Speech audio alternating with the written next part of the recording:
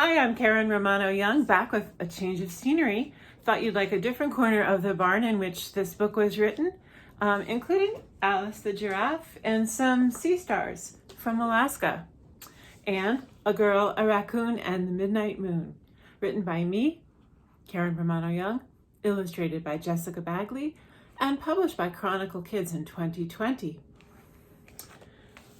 Chapter 19, In the Garden. September 27th to 28th.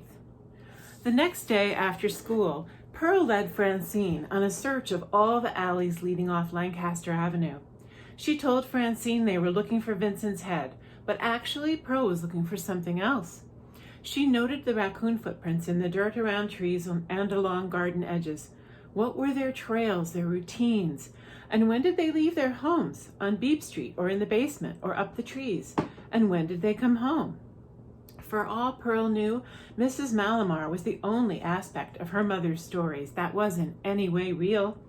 The raccoons in the basement could just be trash pandas, Bruce's phrase, who had just happened to be at the window next to that wet note in the grass. Pearl wanted to get to the bottom of the raccoon stories once and for all. If she could do that, maybe next she could figure out how to ask them if they'd seen who stole Vincent's head. Francine clicked along behind Pearl in her tap shoes, doing her rock lady dance in her head, her hand out like Vincent's, reaching toward Pearl. "I want," Francine moaned. "Click-a-clacka, I want something from you." She wanted Pearl to ask what the rock lady wanted, but Pearl's focus was on her own goal. "Where are your goldfish flip-flops?" Pearl asked in annoyance. "Where are your dolphin flip-flops?" asked Francine.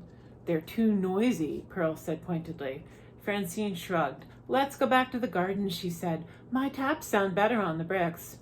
"I don't want that Oleg spying on us," Pearl said. But she hadn't seen any tracks for a few blocks, so they turned back. Francine rolled her eyes. "I'm sure he's too busy with his rock hunting." On the bricks around Vincent's sad form, Francine performed a strange dance to music that played only in her head. "Rock lady," Francine said to herself, but loudly so Pearl could hear. "If only Pearl would let me show her the rock lady dance." "Pearl won't," said Pearl. "Pearl has other ideas." "None is good," said Francine. Pearl shinnied up a tree, peering higher in hope of spotting a nest. From there, she saw, what was that? A white card rested in Vincent's palm, folded small so it wouldn't blow off, and tucked into the crack so it couldn't be seen from the ground. She scrambled back down the tree and up the statue. "Come down again," the note said, in demanding, thick Sharpie letters. Pearl knew exactly who it was from and where she had to go. She left Francine to her dancing and sprinted toward the basement and ran into Nichols coming out of the bathroom and into the back hall, wearing that dark green flannel shirt from the box. Oh, right in the middle of everything. She would go down again to the library basement, but this collision called for a momentary detour. She matched Nichols's pace back to their spot by the atlas. "You're sort of nocturnal, aren't you?" Pearl asked him, "like a raccoon?" "What about raccoons now?" He leaned back in his chair, waiting for her to feed him some nonfiction. "Did you know," she began, channeling Mom, "that there's a whole bunch of raccoons who read the paper every night and they live right around here?" "Peculiar," mused Nichols, just like always. He seemed unsurprised, unimpressed, with a similar air to the one Mom had when she told her stories. Not as if anything had been made up, as if everybody knew and Pearl was the one who was just figuring things out. Pearl matched his casual tone. "So, they have a sort of city alongside our city," she said. "They mostly sleep in the daytime, like you," she added. "Why do you keep bringing me into it?" "You're out in the nighttime," said Pearl. He nodded. "And you sleep in the day. Nocturnal, the same as them." "Who are these raccoons?" he asked. "They're journalists. There's a night edition of the Moon that's for raccoons, and Mrs. Malamar is the editor. I'm just learning about the rest of them, her daughter Matilda and Matilda's kids, Marianne and Eric." Nichols had to smile. Reading raccoons? Publishing their own newspaper? What kind of news would they have? "That's what I'm trying to find out," said Pearl. "I'm trying to find out how good their reporters are at digging up news." Well, when you get some answers from them, you come and tell me what you learned, Nichols said. His glasses were on his nose, the paper open in his hands. He looked a little sleepy. He smelled outside-ish, the way you'd smell if you'd slept in Central Park all night and hadn't had a chance to change all your clothes. Pearl looked at his flannel shirt and thought about where it had come from. Mr. Nichols, would you just tell me, don't be embarrassed? His gray eyes peered over the glasses at her. He was very still. Are you comfortable enough at night? He smiled. Comfortable enough for now.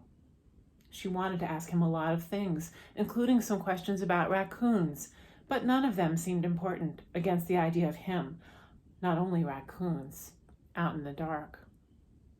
A sidebar about nonfiction.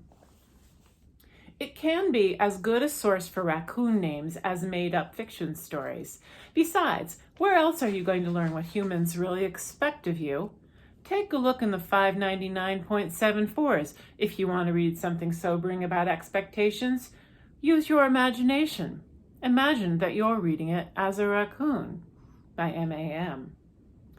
That night, homework done, Pearl lay on the pale green plaid quilt on her chair bed, hanging her knees over the side, her toes grazing the floor, thinking about school, thinking about Nichols, and waiting.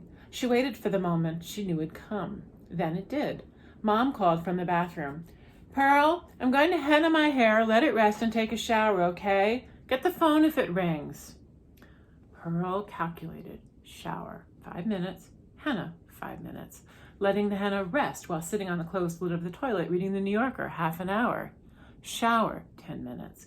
Plenty of time. The opportunity was now. She was out the doors like a shot, flip-flops wedged, pounding down the sidewalk to the beat of a blasting car radio, barging past a flow of people getting off the bus. The library loomed up before her, its front windows dark. It was dark in the alley, and it only got darker as she entered the garden, a note folded tight and clutched in her fist. Tonight was a test of the raccoons and a test of Mr. Nichols. None of them knew what she was up to, but they soon would.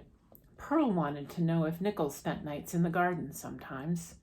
The library's side and back lights were out, except for the ones in Bruce's office that were left on at night to give the impression that someone was up there working. Pearl pulled the cheapo flashlight from her pocket and shone its weak beam along the garden path. If she hadn't already known the place like the back of her hand, she'd have fallen on her face at least twice. Finally, the weak beam of Pearl's flashlight showed the wood of the box.